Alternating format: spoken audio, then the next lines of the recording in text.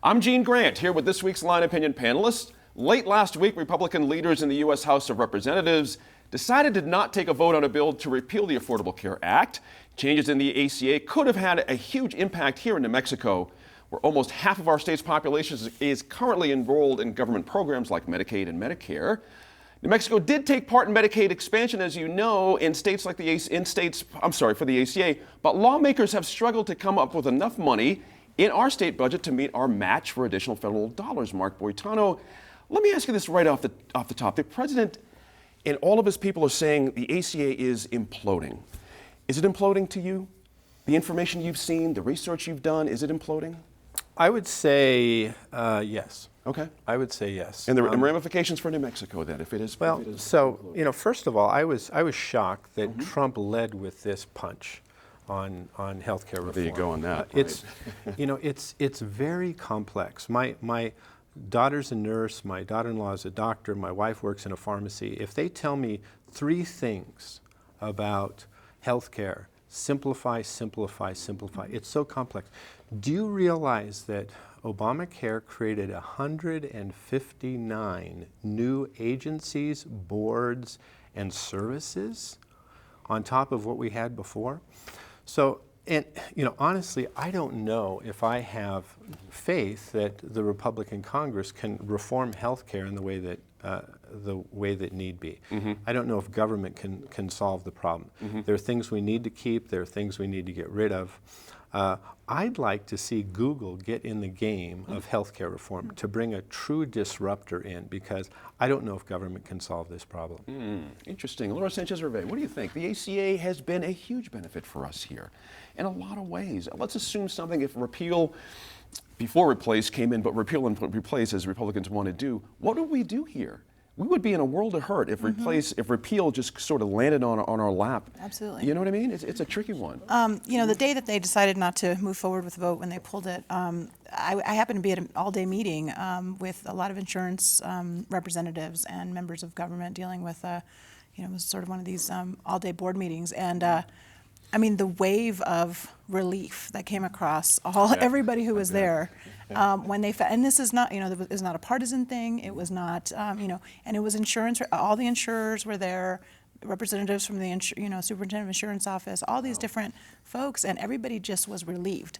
And mainly because, while there are obvious issues, the urgency to repeal this, the urgency to move forward with something that was half-baked, made a lot of people very uncomfortable in the industry, because it meant immediately having to change direction in what was maybe not working perfectly, but it was working for what they were doing at this point, and it really created a lot of uncertainty for providers as well as for patients. And so it was just amazing to watch that immediately, sort of a wave of relief just across the entire room in this place. And I think that reflects really that in New Mexico, we've brought some more choice into the market that wasn't there before.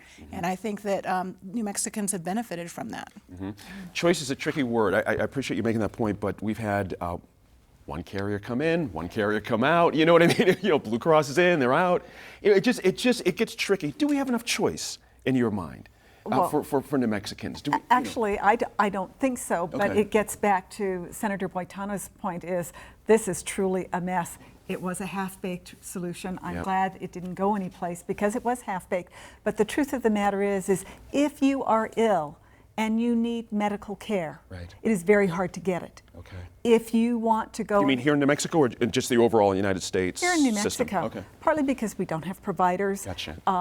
We don't, if you've not been into an emergency room recently, very hard to get there. And I was there and I was just telling you that it's not there. And yet we spend all of this time on the ACA.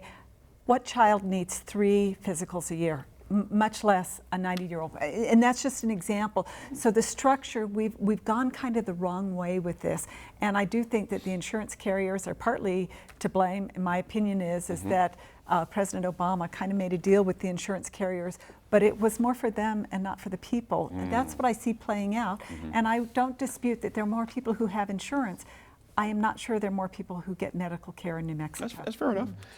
Premiums are a difficulty for folks first here, of all, the sure. premium increases in some places were astronomical. However, in New Mexico in 2016, 7%, Right. far lower than other states in the country.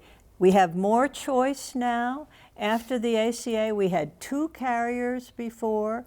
Now we have 4, and we may have more. So 250,000 more people have insurance. Yes, the insurance companies are breathing a sigh of relief because they've spent millions gearing up for 24 million new customers for them, and they are benefiting from this.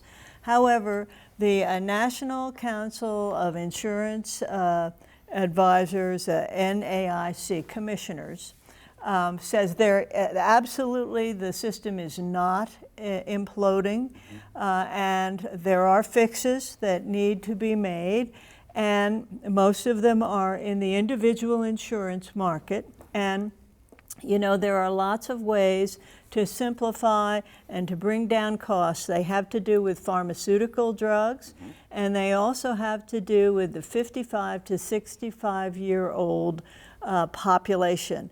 And even President Trump and others have said one way to solve this is to drop the age for Medicare eligibility to 55 rather than 65. It would simplify things.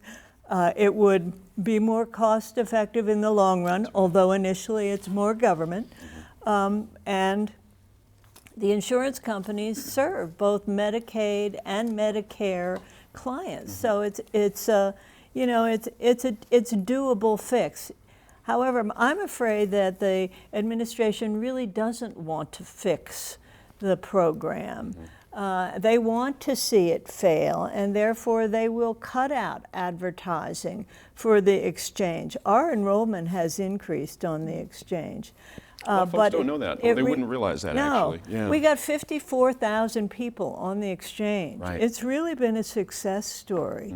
But you know, you can undercut that by not advertising, and you know, by doing a number of other things.